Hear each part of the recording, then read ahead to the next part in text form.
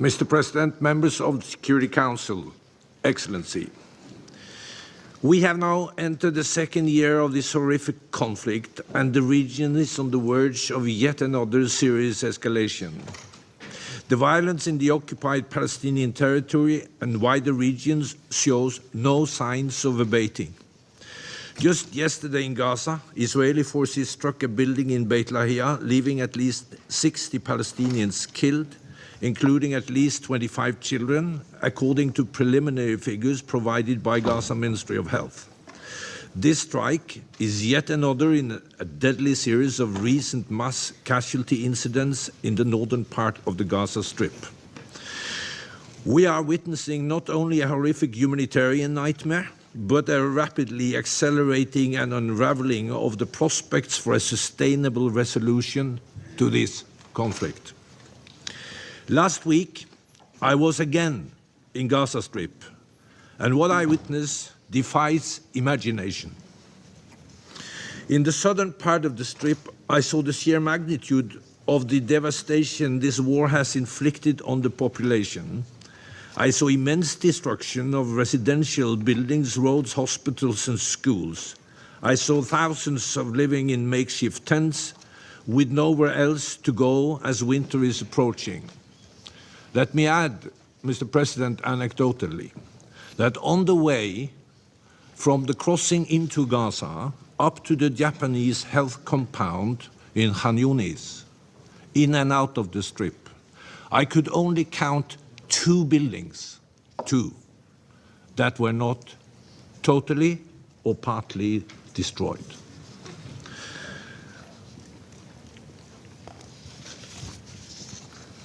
I spoke with our UN colleagues and their humanitarian partners who face increasing challenges in their tireless efforts to deliver vital assistance. They described the dire humanitarian situation in northern Gaza, which was received virtually no humanitarian assistance since the start of October.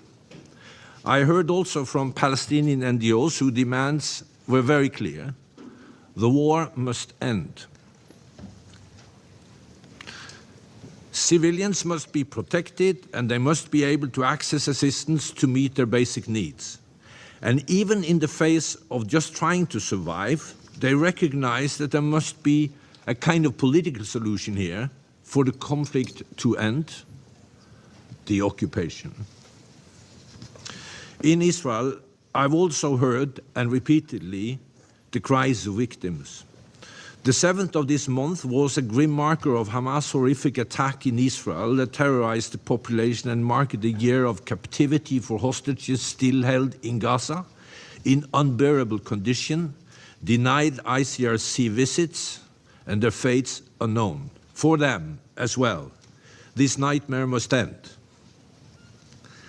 And the hostages must be freed. Mr. President, we are also at the most dangerous juncture in the Middle East in decades. You were briefed yesterday by my colleague on the serious escalations between Iran and Israel this month. Meanwhile, the hostilities between Hezbollah and Israel are inflicting civilian casualties, massive displacement and destruction on both sides of the Blue Line. Armed groups operating from Yemen, Iraq and Syria also continued to launch missiles and projectiles towards Israel. Israel has reportedly carried out dozens of airstrikes in Syria in the past month. Every effort by all of us must be made to de-escalate the situation and establish a different trajectory towards greater peace and stability in the region. We need a ceasefire. We need the hostages released from Gaza now. I urge all parties to engage constructively in urgent diplomatic efforts to de-escalate the situation and avoid an endless spiral of death and destruction. In the almost 13 months since the brutal attacks prepared by Hamas and other Palestinian armed groups on 7 October 23, more than 42,000 Palestinians and over 1,600 Israelis and foreign nationals have been killed, with 101 hostages still held in captivity in Gaza. Tens of thousands of people have been injured, the vast majority of them Palestinians, including a staggering number of women and children. Palestinian medics, journalists, and over 230 UN staff has been killed. Israeli military operations and fighting with Hamas and other Palestinian armed groups continued across the Strip. Israeli military evacuation orders cover over 80% of the Strip. Nearly 2 million people are displaced. In recent weeks, Israeli military operations have intensified in the northern Strip, killing more scores of Palestinian. Military actions have also caused the closure of essential services, including water wells and medical facilities, further exacerbating the humanitarian crisis. I again unequivocally condemn the widespread killing and injuries of civilians in Gaza, the endless displacement of the population in Gaza, and the shocking mistreatment of detainees. I also condemn the continued holding of hostages in Gaza and the firing of rockets towards Israeli population centers, which has continued this month. Mr. President, a fundamental shift is required to improve humanitarian operations in Gaza. It is essential to establish a safe, enabling environment, meet operational requirements, including funding, and assure that the Israeli authorities facilitate access that would allow for unimpeded movement of food, shelter materials for the winter, medicine, food, and the capacity to repair essential life-saving infrastructure. The mounting lawlessness inside the Strip must also be addressed. The second round of polio campaign began on 14 October in central and southern Gaza, but and it was very successful with over 90% vaccinated, but we have yet to access the north. I urge Israeli authorities to facilitate the full rollout of the campaign and to facilitate a similar coordinated efforts to meet winter needs. As the focus remains on Gaza and the escalating violence in the region, the situation in the occupied West Bank, including East Jerusalem, is also deteriorating.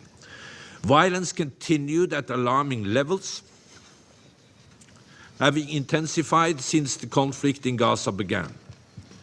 During the reporting period, 54 Palestinians, including 3 women and 8 children, were killed, mostly in the context of ISF operations in Area A, which the IDF say are targeting Palestinian armed groups and militants. In the same period, 8 Israelis, including 4 women, were killed by Palestinians in shooting attacks in the West Bank and Israel. Another 2 Israelis, including 1 woman, was killed in separate shooting attacks in Israel by Arab citizens of Israel. On the 1st of October, 2 Palestinians carried out a shooting and stabbing attack in Jaffa, killing 7 and wounding 15. On the 3rd of October in Tulkarem, 18 Palestinians were killed in an Israeli airstrikes, including 1 woman and 3 children. ISF said that they killed a Hamas commander and several Hamas and PIJ militants in the camp. This was the single deadliest such incident in the West Bank in nearly 20 years. With the start of the olive harvest this month, daily settler attacks and harassment continued across the West Bank, sometimes with the presence or support of Israeli forces. On 17 October, an IDF personnel shot dead a 59-year-old Palestinian woman harvesting olives in the West Bank. The olive harvest is critical to the Palestinian local economy. However, settler violence, along with restrictions on access to land imposed by both settlers and Israeli forces, place it at grave risk. I strongly condemn all acts of violence against civilians, including acts of terror. I call on Israel to protect the Palestinian population and to hold perpetrators of all violence accountable. I urge security forces to exercise maximum restraints and use lethal forces only when it is strictly unavoidable to protect life. Mr. President, On 28 October, the Israeli Knesset adopted 2 laws on UNRWA, forbidding Israeli state officials from contact with UNRWA or its representatives and prohibiting UNRWA operations within what is referred to as the sovereign territory of the State of Israel. These developments risk the collapse of UNRWA's operational across the occupied Palestinian territory and severely undermine humanitarian operations in Gaza, which rely on UNRWA. These bills are set to go into effect in 90 days. The right of Palestinian refugees were set out in a General Assembly resolution that predates the creation of UNRWA. Unilateral steps, such as legislation, which seeks to not only undermine UN mandate work, but threaten to further set back a political resolution to the conflict on the basis of UN resolutions and international law, must be avoided. Mr. President, the confluence of challenges across the region requires us to act with urgency to cease hostilities and de-escalate. We must have a ceasefire now. We must have release of hostages in Gaza now. Without a ceasefire, the fundamental shift required to scale up humanitarian assistance that can meet the current catastrophe in Gaza and to improve the situation for the humanitarian deliveries. We must also concretely advance a political resolution to the Israeli-Palestinian conflict, including by seizing irreversible and unilateral steps on the ground that undermine two-state solution. We urgently need a set of understandings to establish a political and security framework in Gaza in line with the principles I've outlined repeatedly to this Council. This framework must facilitate a Palestinian government structure that can reunify Gaza and the occupied West Bank, including East Jerusalem, politically, economically, and administratively, with no reductions in its territory, with no displacement of Palestinians from the Strip. All efforts to these ends must be prioritized.